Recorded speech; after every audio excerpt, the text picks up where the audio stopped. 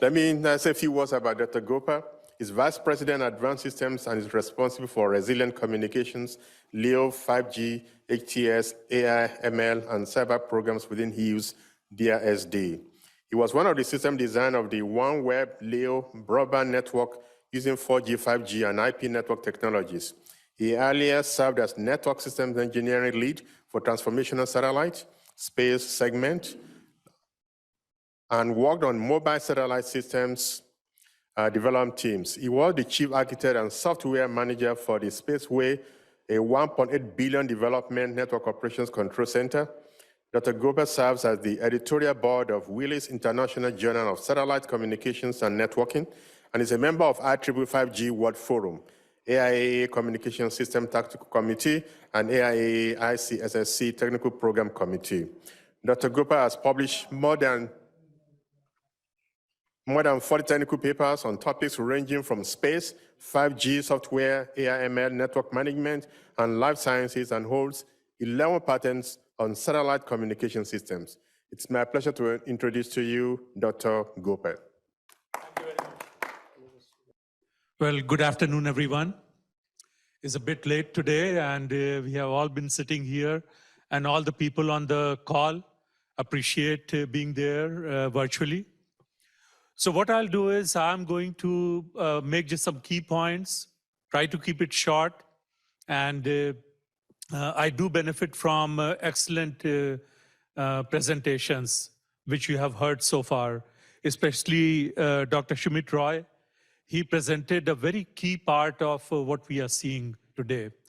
So if you look at cellular world, historically, like last 30 years, it was dominated by large companies providing solutions to other large companies who were serving consumers, right? Consumers like us.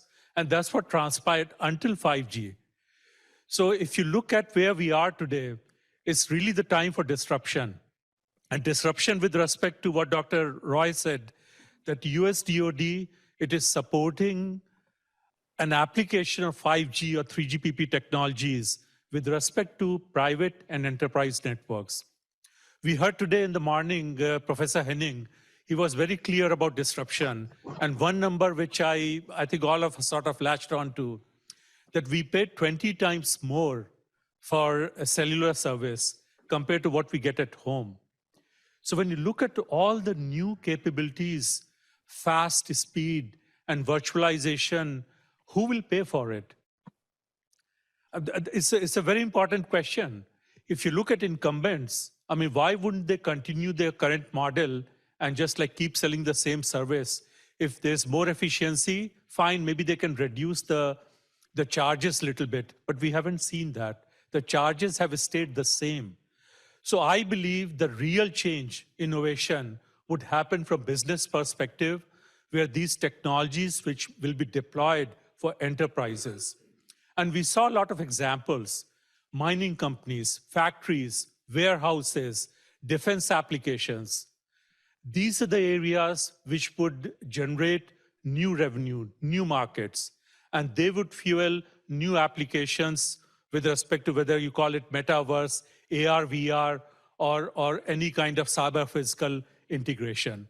So I'm going to focus on private enterprise networks and talk about a couple of areas which need a little bit help, because the way cellular world has evolved so far, as I said, it was driven by large companies serving other large companies. So when you look at the NextG Alliance, so they have identified 6 objectives, and we all heard it will improve operations, efficiencies. We heard about cloud, no longer just the centralized cloud, but also edge cloud, where you can place applications very close to user devices so that you can benefit from the low latency.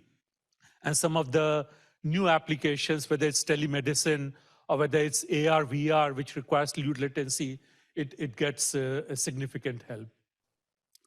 But when you get to the benefits of 5G, they definitely would help 6G also, right? The virtualization and the cloud and the AI, ML, and so on. But then we also have challenges. most of the cellular heritage, it is for macro networks, for large networks, for consumers. So there's not that much available with respect to private and enterprise deployments. It's happening right now. So we definitely have to keep this in mind. When we talk about we have AI ML tools, large operations, and so on, how do you condense it so that you can serve 100 customers, or 100 users, or 1,000 users, as opposed to 10 million or 100 million? So it takes a lot of effort to scale something up. It also takes a lot of effort to scale something down.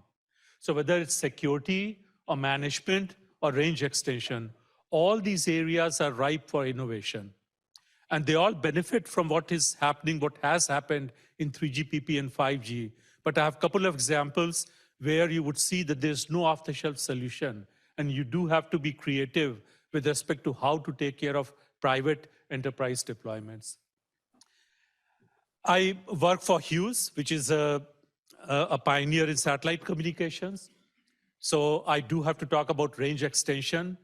We did hear that Iridium had challenges and so on, but no matter how good terrestrial connectivity is, people would want the same kind of connectivity in plains, oceans, North Pole, South Pole, and unserved and underserved areas, including in US. There are millions of people in US today who don't have good broadband, and who provides broadband to them? Satellite connectivity. So I'm personally very pleased because I have worked on both sides that when you look at 3GPP, it has really bridged the gap with NTN.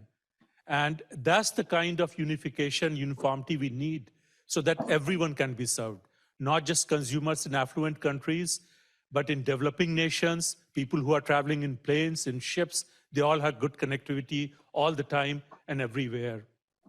A couple of examples. So OneWeb, it's a LEO system.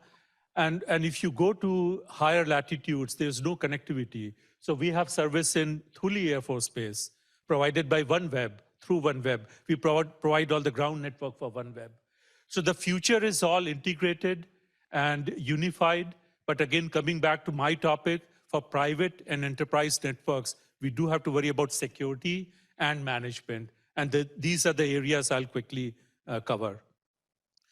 So when you look at a 5G canonical architecture, you of course have the radio side RAN, you have the packet core MPC, then you also have MEC, the edge compute, the local cloud. When you look at today's world where we have open RAN and we have plug and play interoperability, so all of a sudden you have a lot of devices, lot of functions, then you put virtualizations on top of it. So all of a sudden it's a very complex domain to manage. It's perfectly fine when you have 10 million customers, you have a large NOC with 100,000 employees and maybe hundreds present in the NOC. It's a different story when you go for a private deployment. It's a factory, there are 100 people working there, and there are a lot of machines. You still have the complexity of 5G to tame, but at the same time, you don't have the large operations staff. So management is key.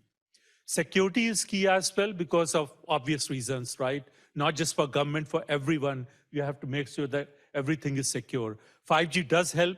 It has more security built in, but you have to put more layers on top of it to really benefit from all the work, good work, which has happened on the security side. So we have a test bed we have designed, and we are getting ready to deploy it for US Navy in Whidbey Island. And this network is a complete network. So it has RAN, MEC core, it also has simulation, it has RF sensing, and it has local embedded security operations center and network operations center. So it's a complete canonical set. We can transport it to an island, provide connectivity with LEO and GEO, so we can move this capability anywhere in the world. So that is extremely important to multinationals and of course to DoD because the operations is worldwide. Another thing which is very important, historically it takes like 2 years, 1 year for a typical feature to show up, right? 10 years for a generation, 3G, 5G, but it used to be a long term. We can't wait for years or months. So DevSecOps, the way people deploy features in 2 weeks, exactly that's the approach now. We see more and more, not just in commercial enterprises, but also in government operations. So that also is a key feature of our testbed. So this is a little bit more detailed view. When you look at 3GPP architecture, we mostly hear about RAN, core, and MEC. But you also have a data transport network. You have routers, you have switches, you have firewalls, you have servers, you have server management tools. So all this provides a very rich tapestry, but ultimately it has to be orchestrated and managed. So in our architecture, we have a managers approach so that we can leverage all the element management systems which come from the provider of RAN and core and MEC, but they're all unified at the topmost layer with the manager of managers. If you look at the tools, security tools like a Splunk and Nessus and so on, these are all the traditional tools which are used in very large security operations center. Here it's all bundled so that we have a small footprint testbed which can easily be deployed and also transported for deployment anywhere in the world. For SOC, it's very important to do all sorts of monitoring.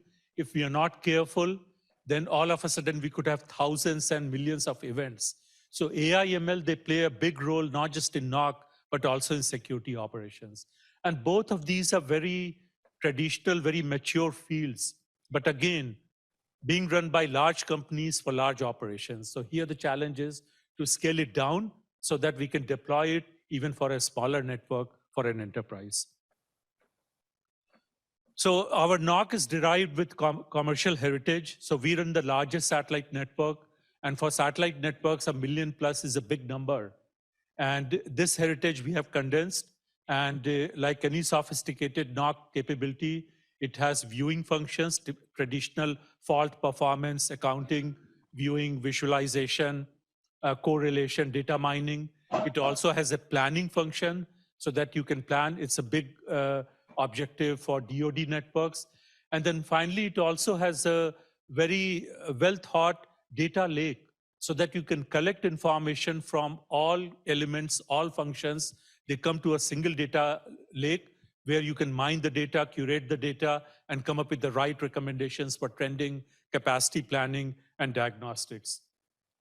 It's all standards-based because, as I said, that network operations has been maturing for past 30 years, so there's nothing new. But what is new is to condense it so that we can provide it as a local capability so that people don't have to depend on a centralized cloud if that's the kind of operations they have. The second area is security operations, and very similar to what I talked about NOC. So these are off-the-shelf tools, but they are all integrated together. For security operations, of course, all of us are familiar with how 4G improved upon 3G and 5G improved upon 4G. But even with 5G, if you go to mission-critical applications, multinationals, large companies, Department of Defense, they would put more layers on top of it. And the way these layers are defined, you don't have to reinvent the wheel. You literally put VPNs on top of the substrate, and you get something called Commercial Solution for Classified, CSFC. So the agency, National Security Agency, they have come up with a lot of security packages, and one of them is mobile access. So if you read it, if you're interested, it's a very practical way to solve the security problem, and you can carry even classified information. And the idea is that you have 2 layers of VPNs, and you have 2 distinct places where you control these things. So that first of all, you have 2 sort of defenses, and if there is a compromise on one defense, you can quickly detect and take some remedial action. The second one is zero trust architecture. Zero trust architecture, we had an excellent presentation in the technical track. And the idea there is that don't depend on the perimeter. Assume that the perimeter will be breached. The bad guys would be inside the network. So every element, every function, every human being, every container, every VM needs to be authenticated, and all the communication, internal communication for the network, that should be encrypted. So again, it's easy to say that. It's a lot more sort of detailed work to make sure that this has been done. And you can validate, you can convince people this has been done. So there are hundreds of security controls, and all driven by NIST 800-53, 171. So this is a very careful process to go through each area and make sure that you meet those security controls. So again, once you have done that, then it's not just that you have used good tools, but there is a way to validate and show that you have systematically configured the tools and every element you have identified, and they are protected both from authentication perspective and encryption perspective. So SOC, a traditional SOC, it looks like a network operations center. There are a lot of people and so on.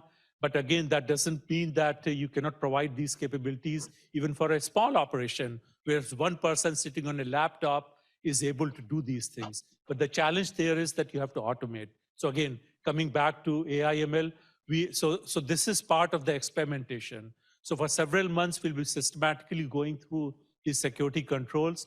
We will look at scenarios and configure these tools so that we can detect the right kind of events, alarms, and then also put rules in practice so that the network which is getting monitored, the intrusion which is getting monitored, it is not generating a lot of false sort of alarms. Because if we do that, we would totally saturate the operator, the security operator, and it will defeat the purpose.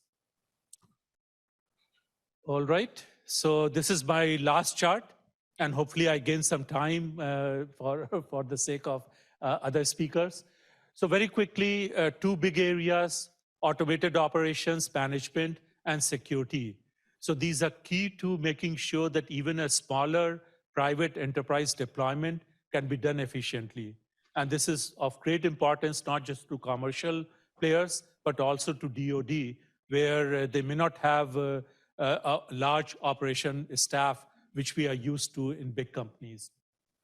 The second area is connectivity, so resilient LEO-GEO connectivity, and Dr. Shumit Roy described that very well, that this is not just a terrestrial cellular. If you look at any large operation, ultimately we have to make sure that we can provide this capability worldwide, anywhere, anytime. So that's the only way to provide quick. I mean, it takes time to put fiber, and you can't do that on planes and ships. So satellite is the way to go for range extension. There are a lot of possibilities, and we would pursue these in coming months once the network is deployed, testbed is deployed. We definitely want to analyze the role of network slicing. It's a big thing when you have 100 million subscribers, you have thousands of servers, tens of thousands of servers. It's a different thing when you have 5 servers. Do you spend money to analyze, or do you just add another server and get it over with from efficiency perspective? So these are important questions from total ROI and total cost of operation perspective. Specificity in security controls is key, because you have to strike it at the right level. If you pick up a large load, then it becomes expensive for the customer. And if you don't pick up the right load with respect to security, then you don't have a fully secure solution. Management is a growing area. A lot of management so far has been done in proprietary fashion. We talk about the standards and so on. These are good at protocol level, but the templates are not standardized comprehensively. So we would definitely pay an attention with respect to both orchestration, but a lot more in the management area, so that we can have some sort of data models which can help the community. So with that, thank you again for giving me a chance to talk about our ideas on testbed and how the 5G foundational testbed can help evolve 6G in a more empirical fashion. So thank you. Questions from the room before we go in the chat room?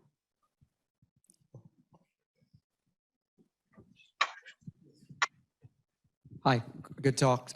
Just to clarify, you mentioned testbed. Like, is this testbed that is a product that you sell, or is it a testbed that you use for internal experimentation, or is it something that researchers can actually get access to? I'm trying to just understand when you say testbed, what it means. No, so I use the word testbed driven by the deployment we are doing in Naval Station Whitby. So this is a complete system. So this is a complete 5G standalone system. So DoD, the way OTAs, the experimentation has been designed, the term testing is being used, because DoD would like to validate that it's secure, it does the job before it is used for production purpose. From Hughes perspective, So we have a complete system. We, of course, don't design and develop everything in 5G. We add the security, the SOC and NOC side, and we work with partners. So again, we benefit from 5G. So based on the needs, we could have a large core provider, a small core provider, same thing for RAN, but we provide the value-added integration and put our own security SOC and NOC on top of it, plus the LEO geo connectivity. So we have a complete 5G system. It can be used for operations, for production also. The word testbed is more driven by how 5G can help 6G. So that's why the word testbed is used.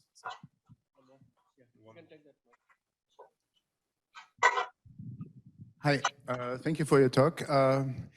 We have in industry security concept like 62443. Is this somehow to integrate it in your core, or is this some different thing? Thank you. No, thank you. So we use 100% of security, which is baked into 5G solutions. So what I described is security on top of what 5G already has. So there are two key sort of handles. So one is ZTA, Zero Trust Architecture, and I think we talked about it a little bit earlier also. But the other one is more specific to, I would say, DoD, US DoD, which is classified solution for security. So it's again, these are two broad areas, but we are not reinventing security here. We are adding layers on top of what already comes and very well packaged in 5G. So all that is there, right? The way UE authenticates and it would do signaling and all that is preserved. So we build on top of it. Just one more question from the Zoom. If you can just give a quick answer to this question, please. Do you foresee a future where significantly less terrestrial base stations for NextG, a more SAT cell phones and SAT hotspots for regular cell phones? If so, what performance can we expect? I'm sorry, can you please repeat the first part? Do you foresee a future where significantly less terrestrial base stations for NextG? Okay. I see more of everything. I see more satellites, more towers, more things on UAVs. So we have been tackling this. So we provided, Hughes provided the very first digital cellular in 90s. But then we got into satellites and systematically used 2G, 3G, 4G, and now 5G. So I genuinely believe that in order to connect everyone and every machine, we need a lot of satellites, a lot of towers, and a lot of UAVs. So can you tell us a little bit more about the air interface? What air interface are you using? And what band is your solution? Sure. No, thank you. That's a good question. So our first deployment for US DoD, the design is for all three: low band, mid band, high band, millimeter wave, and so that's how I would answer. From our perspective, everything I've described, it will work for all bands. So it's a question of selecting that RAN and using the spectrum. It's over there, 5G. Yeah, everything I described, so satellite is peripheral. Everything I described is mostly for terrestrial 5G, standard 5G, with the low band, mid band, and high band capabilities. Thank you very much.